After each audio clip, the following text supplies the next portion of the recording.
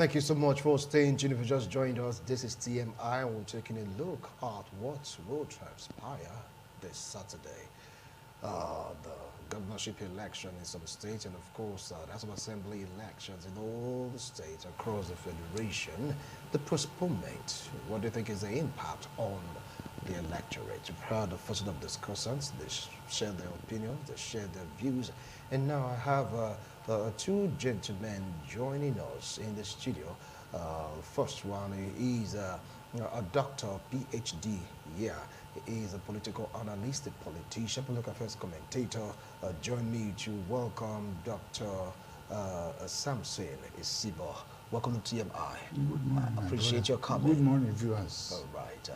It's very close to him. He is a legal practitioner, a political analyst, a political activist, human rights activist. Join me to welcome Barrister Douglas Obankwa. It's been like how many years now? 4 or 5 years or thereabouts? Yeah, come on. Okay, fine, 10 years. Well, it's actually a pleasure to be here again. I want to say good morning to Nigerians. Yeah. All right, thank you so much, gentlemen, for being here. And of course, I still have Obede family Isibo because we want to have this balanced talk. Hence, I choose to retain him. Okay, not detain, retain for this discussion. So let's zoom in on Edo State. Saturday, Edo State will be coming out to go exercise their franchise this time around, specifically targeting members to represent them in the House. Barrister Douglas, you saw what happened previously. Talk about 25th of February election, the outcome. And right now, Edo citizens are going in there to choose their candidates. What do you think will be the factors these electorates will be, trying to put together in order for them to make a choice? Now, if you look at the election was shifted by 1 week. Okay, first of all, I want to say that every election in Nigeria has its own dynamics and dialectics. For the House of Assembly elections, it's actually local elections. And being that it is, to me, the most important in the whole electoral trajectory to the ordinary man on the street in Edo State. Because this election would determine who would represent them in the Legislative House of Assembly in Edo State. And you've asked a very pertinent question. What are those things that would influence voters? First, history. Mark Twain said history does not repeat itself. He said, but at best, it rhymes. The thing is, people are not unaware of what happened in 2019. And Edo people do not forget. We have a scenario where we just have 10 members of the House of Assembly. I think that leaves much to be desired. The Edo State House of Assembly, from history, has been one of the most vibrant, and they have provided for the Nigerian people some of the biggest legislators in this country, from Patrick Obayagbon to Samson Osaige, just name it. Even great politicians like Pali Erase, like Pascal Ogbome, Patrick Osayeme, the late Zakawanu Garuba, Thomas Okosun. As young men, these were men who stood to be counted in the House of Assembly. I remember vividly when a particular governor, commissioner designate or commissioner nominee was refused. They told him, no, we are not going to take you as a commissioner. The governor tried severally before he could go through. The process of scrutiny was there. But what do we have here now? Without prejudice, I want to say that even those in the House of Assembly, they themselves know this is not the House of Assembly to be proud of. We should be able to, our people, I am not, you vote who you want to vote for, but while you are voting, have in your mind that whoever you are voting for should be somebody that represents you very well. And while doing so, look at your local politics and ask yourself a question. What do we really need at this point in time? Because the reason we operate this kind of system of government is that there should be separation of powers, checks and balances, and balance of power. It is important that we have a house in place that will be able to question a governor and say, this demolition you want to do, Is it in the interest of our people, or this project, this MOU you want to sign? What are the dynamics of this MOU? It's not we should be able to have a system in place that should be able to call for question time, matters of urgent public importance. The days of bringing budget in the morning, approving it in the afternoon, and signing it at night are over. Our people should be able to have a House of Assembly in place, excuse me, that would call each of the commissioners and their permanent secretaries to provide for them what are the breakdowns of these projects, who are the contractors, and why are you doing this project over this other project. And very well, we are not so used to constituency projects anymore in the House of Assembly. So we should be able to look at all those things while making our decisions. Okay, now he used one key word, history. Dr. Samson Isibo, what do you think be among the factors that will form the decision of electorate in Edo State? No, know that this Saturday is crucial. Thank you very much. It is very, very crucial because the Edo people, they've passed through so many crucibles. Why am I saying that? The people, the so-called people we elected into the House of Assembly, we were so disappointed with their performances. No, you don't use the word we. It's your own opinion right now, because many are not disappointed. Okay? Okay, I'm disappointed. All right. And my followers are disappointed. I think you prefer that one. I have a group, and I have some people, sympathizers. We have the same principle. What am I saying? We are even operating as if we don't even have any House of Assembly member in this state. And this thing is giving us a lot of sleepless nights.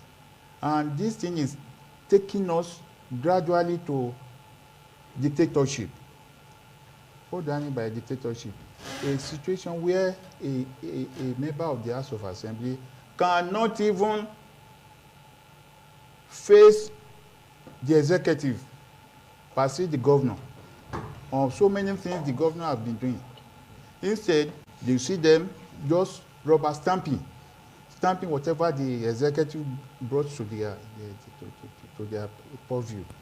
So what we want now, this is the real time to take back what belongs to the masses, the citizen. Firstly, anybody that presents himself for this election that is coming, so we would like to know his pedigree, his capacity, his forthrightness, his braveness to confront the problem that is before his constituency. I will be able to present it, not that once the executive open eyes for you or give you some dose, you will renege on what you're supposed to do for your constituency. There are so many things crying for attention. No road, no water, no electricity. I don't even know what we have gained from this present dispensation. Oh, we can see. Hey, I don't see what we are waiting to see. And why? The people we elected, they were just a lame duck. They have not been performing. We have not seen any of the laws they've passed. Don't you think you are generalizing, because some will be like they performed, they passed laws, and they are not lame duck as you are like passed. For example, the anti-grazing law, they said they passed. Till today, it has not been implemented. We have not seen it. Right. 2 days ago, they are still picking people like a file for road. Those henchmen. Okay, and that is the area you said we have a House of Assembly member that passed the law. I will come back to you. That has not been implemented by the executive. So what are we saying? So what we are saying in essence is that we need a forthright members who will be able to carry the peoples along. What is confronting and what is their problems, and bring it to the forefront. Okay, I wouldn't want to start interject what you call marching of tongue in this particular discussion segment, but please watch our word coloration, okay? Nobody speak to anybody like foul, please. Please, let's be guarded. Okay, like human being. Whatever, because we're on national TV, please. Let's be guarded. Let's watch our choice of words. Now, you heard both of them. Obankwa talked about history.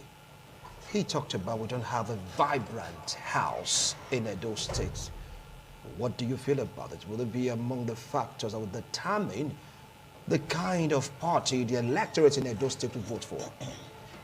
Well, thank you again for having me. It's a pleasure to share my thoughts, as always, with the Nigerian people. I share the views of my two older brothers, and I understand the concerns and the sentiments shared. One would prefer that a House of Assembly, will be true to the constitutional role it should play in a democracy. Democracy provides for a contestation of power. It provides for a plurality of ideas. And when there is such a contestation and there's such a check and balance between the arms of government, that promotes the beauty of a democracy, where the people and the people only will become the major focus of government. And in a situation where the people generally do not feel that there's that kind of back and forth, there's a healthy back and forth that the legislature and the executive should have, because no man is all-knowing. And just like the author said, no man can rule guiltlessly. So there's a sense in which the governor or the executive may make decisions that the House of Assembly would have to interrogate on behalf of the people, because that's why they're there. They're there to bridge the gap between the executive and the people. That's why they're lawmakers, making laws for the peace and progress of the society. And I found it very, unreasonable, if you allow me, that in the last inauguration of the State House of Assembly, some elected members who were given the imprimatur of the people to serve deliberately, for reasons best known to them, did not show up for inauguration. So they have denied the people of their constituency accurate or adequate representation in the State House of Assembly. And I do not think such people should ever vie for office anymore, because you were given the opportunity, the people voted for you, you had the mandate of the people, but for reasons best known to you, you did not show up for inauguration.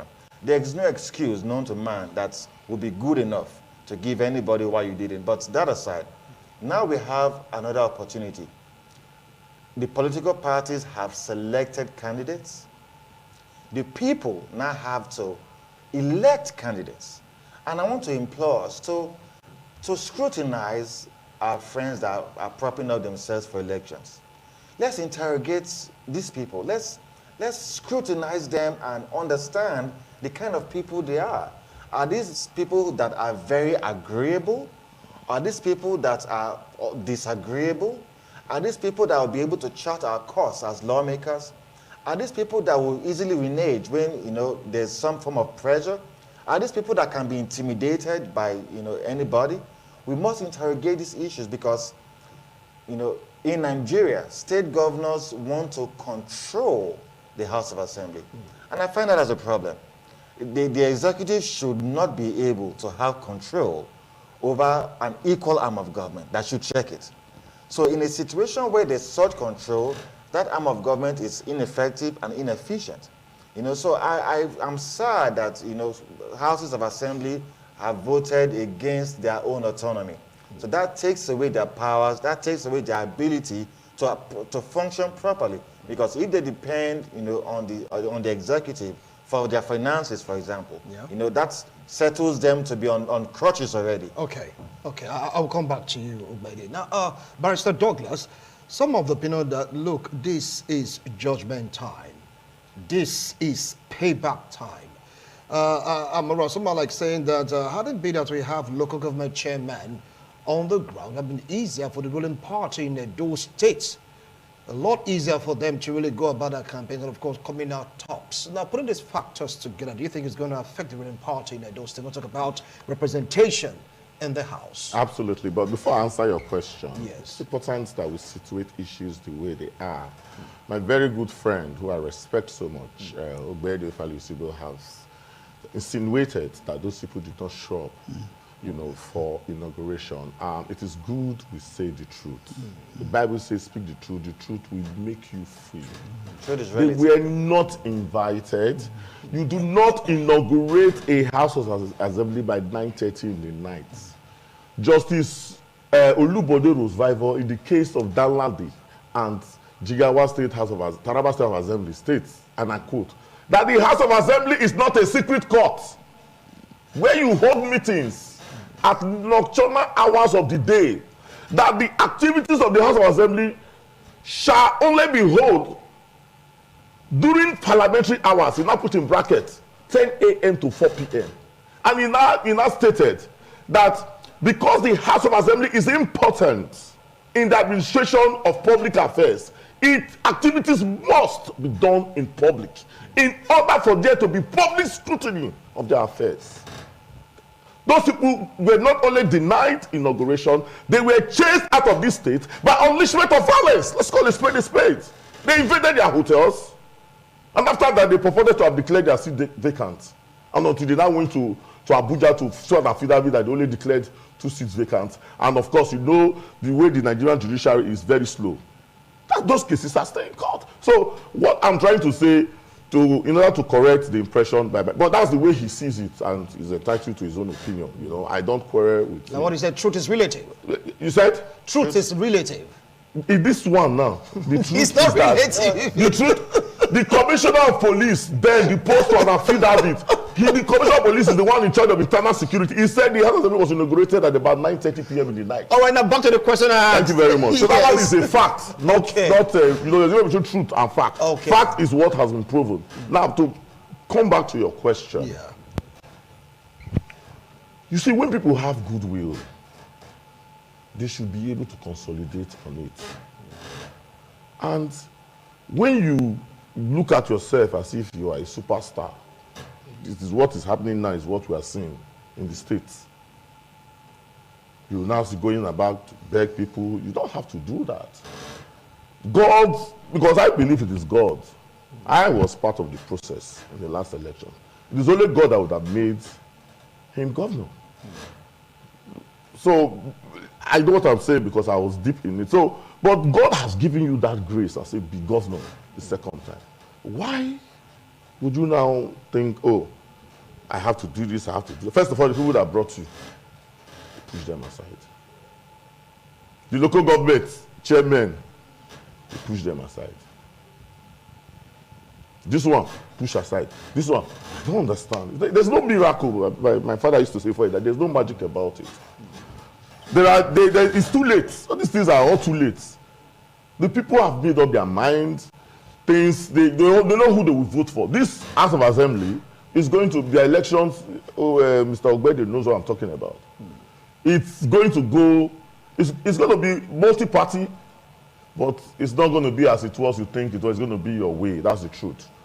And if you had a local government system in place, I was the one that did the letter to ESEC and told them, you cannot come and impose, shove our truth, a so-called amended law because you want to do something.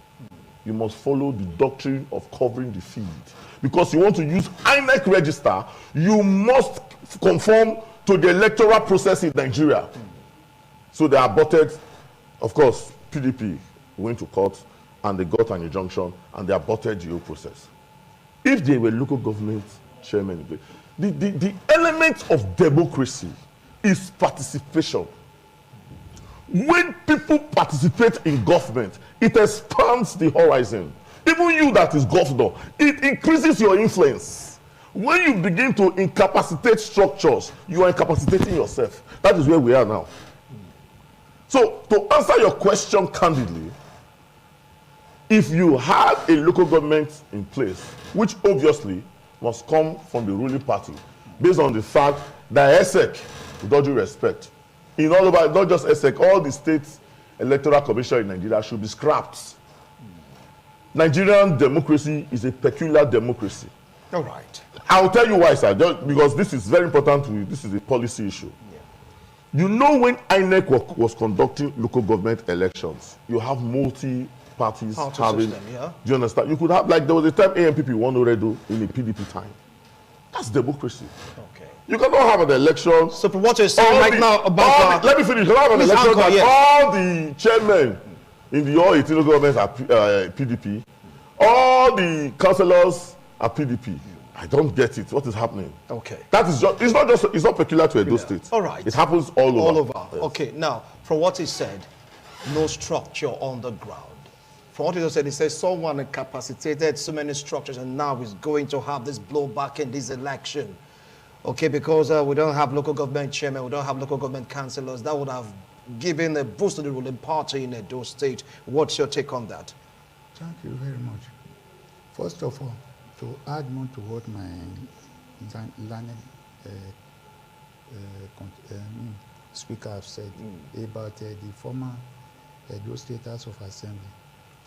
I mean, those 14 lawmakers that were prevented deliberately from taking their seat, whereas they were voted for by the masses, by these people we are now facing again.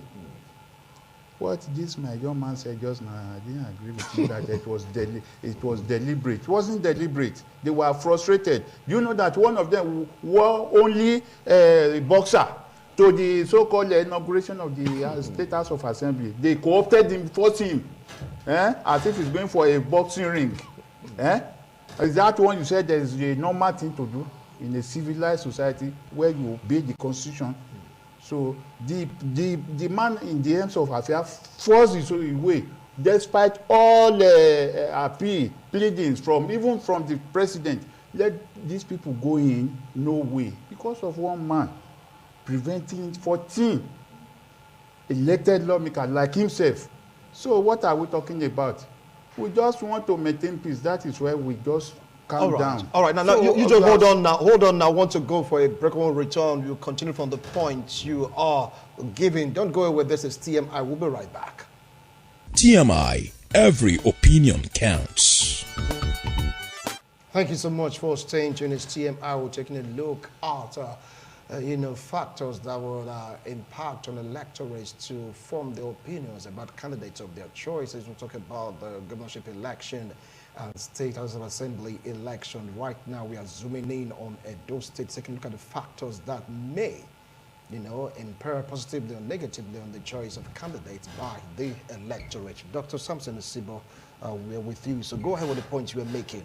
Thank you very much. Yes. And to react to what my brother said again, that those people who are deprived of their seat at the House of Assembly should not be voted for. Why? They should even be commended and given a landslide winning. You see, they have done well because they are not selfish. If they are selfish, they will have just gone there, not minding that the Constitution of the Federal Republic of Nigeria has been breached. I'm not a lawyer, but I know. It has been breached. So, but they refuse. They know that there is money waiting for them there. They refuse to take illegality. So, they should be given a landslide voting and come back because they are compatriots. Then, talking about local government structure. Yes. Well, the Bible says, everything worketh for good for those who love God. We don't have the so-called local government on the ground. I think it's well deserved because one, it will give a level playing ground for everybody. There will be no intimidation, no harassment. You go to the local government population and present your manifesto, and everybody will examine whether you deserve to be voted for or not. So it doesn't matter whether we have it or not. We know that even though they are there, they are going to constitute a clog in the wheel of our democracy. So we like it this way. After the election, we can then go for the local government election. That is my take. Talking about structures, some are saying, look, can't we have this? We are on the ground. It is so easy for the ruling party in Edo State to have this landslide victory? Because local government chairman, take it or leave it, will definitely work for the ruling party vis-a-vis the councillors. Now, we do not have it in Edo State. It might just impact on the ruling party negatively. Come this Saturday, what's your take? Well, thank you. Have we not demystified the need for structures in the Nigerian politics? The obedient movement, has it not demystified the structure of criminality that the old political parties have used to grab power at all costs? From whence then does this talk of structure appear from? The electorates have become wiser, they have become more involved, they have become politically aware that those who should rise to the position of power must have the general imprimatur of the people through elections. A local government chairman has but one vote. There's just as much he can do in a decent political space to affect the outcome of elections in his domain.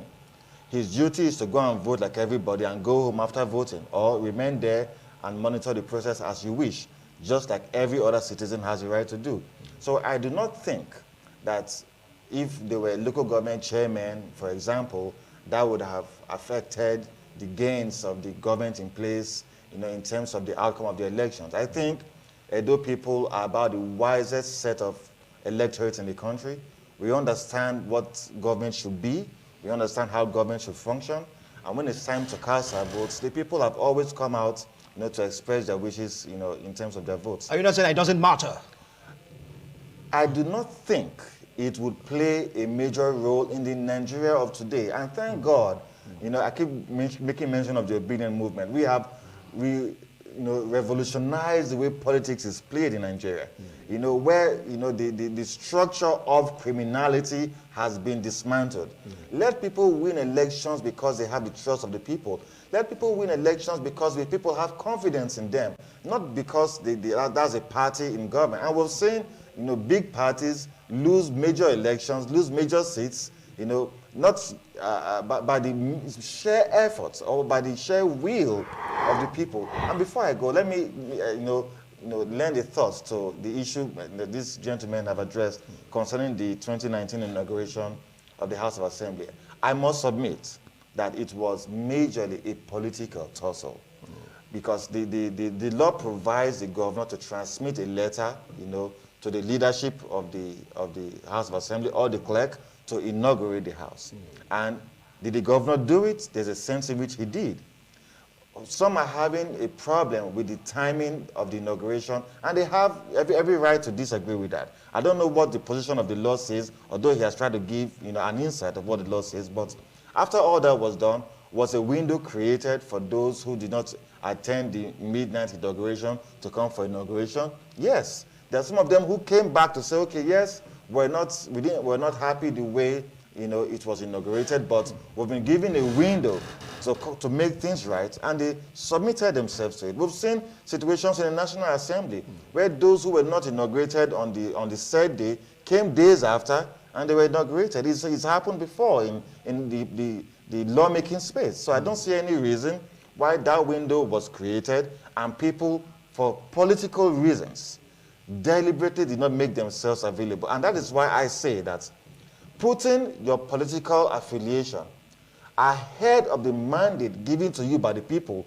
should disqualify you going forward from offering yourself for elections, even if that's your right. But if the people gave you the mandate, and for political reasons only, you refuse to avail yourself the new window that was created by the government, that is your fault. And so we must fix culpability where it is. All right, now let's leave it to you about the 14 members or 24 or 10, whatever. We've been talking about this for a while. Now let's focus on structure. From what he said a movement has disabused that mind of a structure that may not really count in this election. Barrister Obankwa, do you agree to his assertion? The Labour Party would not have had a senator or a House of Rep member. They would have just remained like that and continue with their spiritual structure that they said they have.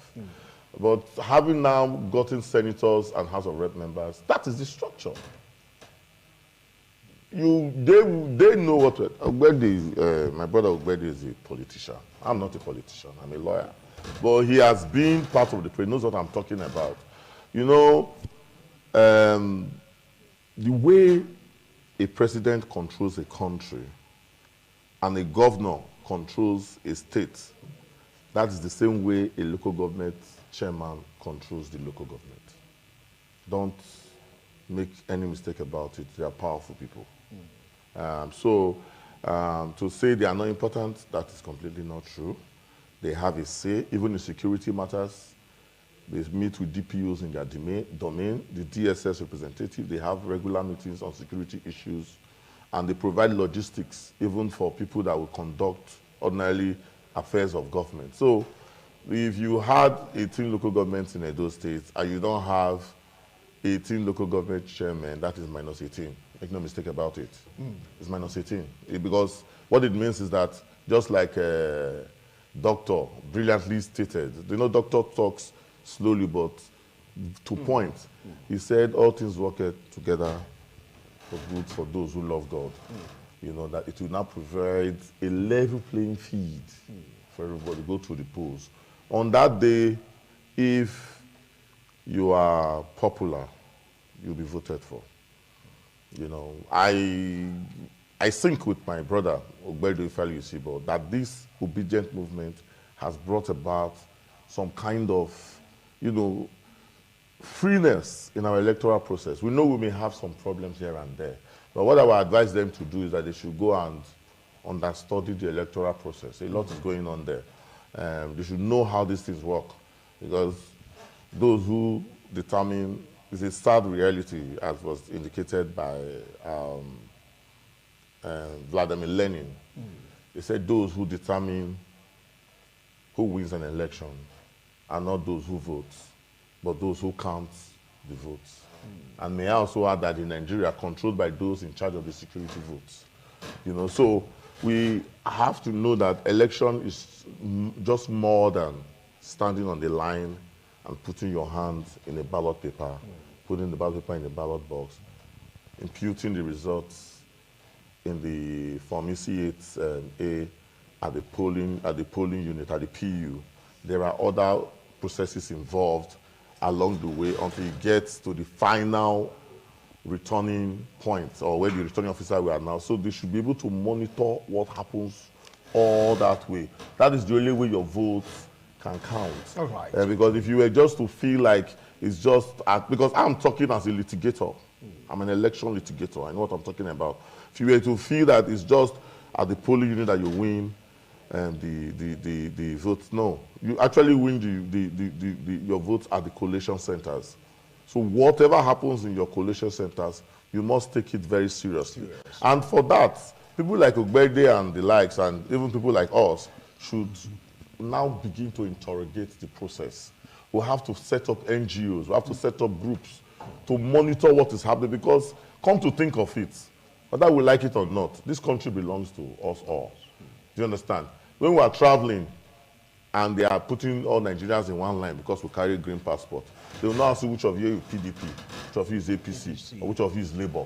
It's Nigerians that they embarrass. Do you understand? Okay. When the Nigerian name is being used, being maligned, they will not come and signal the Labour Party people and say, oh, these are the good people. Nigerians are Nigerians. Just like her name, Hillary Clinton said.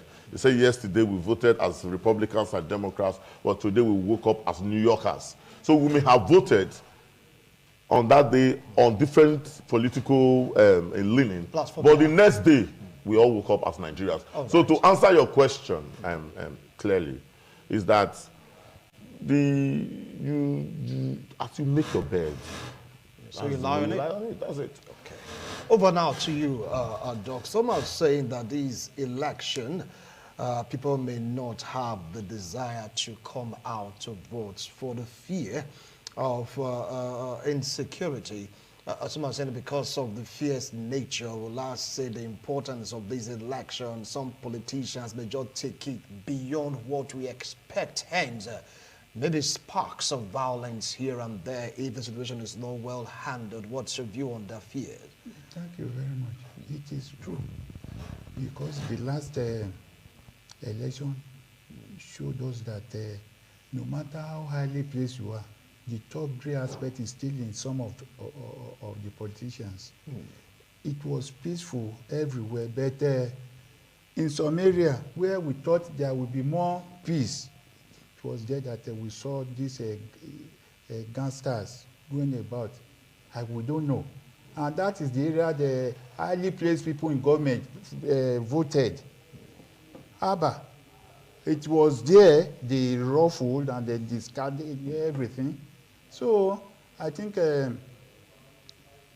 if everybody played the game according to the rules, there will be no any fear. You see, people are determined to still go and vote because they believe this is a pay time for what we have experienced for the past 6 years.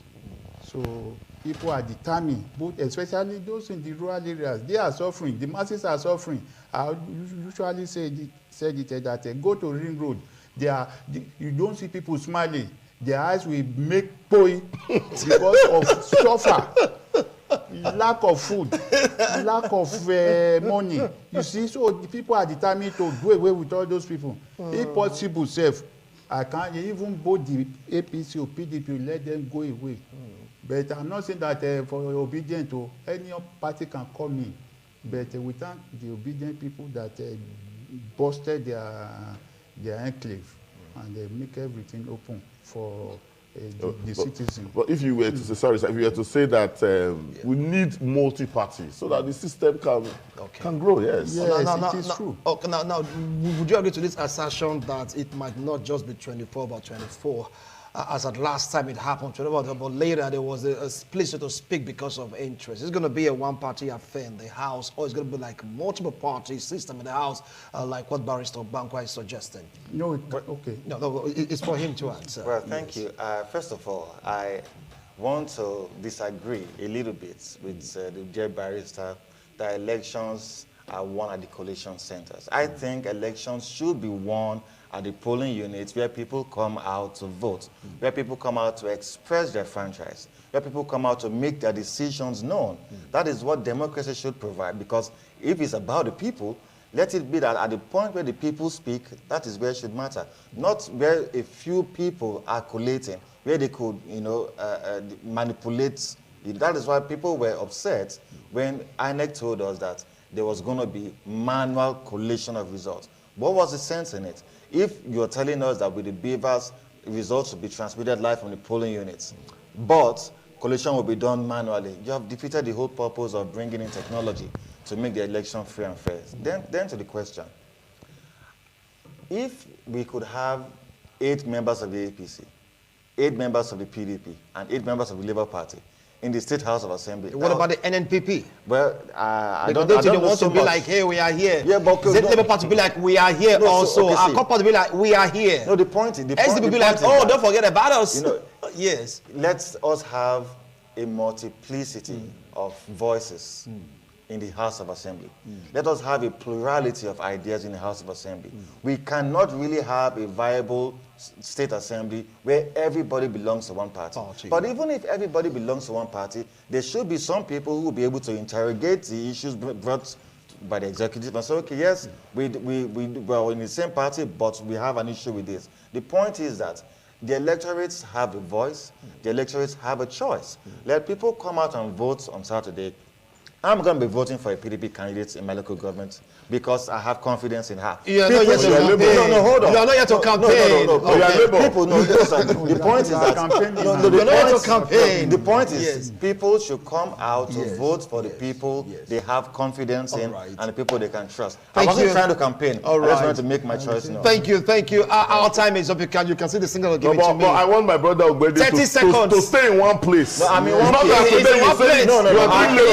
Don't vacillate. Stay in one place. About the candidate, not the party. About the candidate and not just come to me. So then you say the candidate and not the party. Thank you. Just kill their mics, please. The candidate That's a little bit show. the candidate and not the party. Bye for now.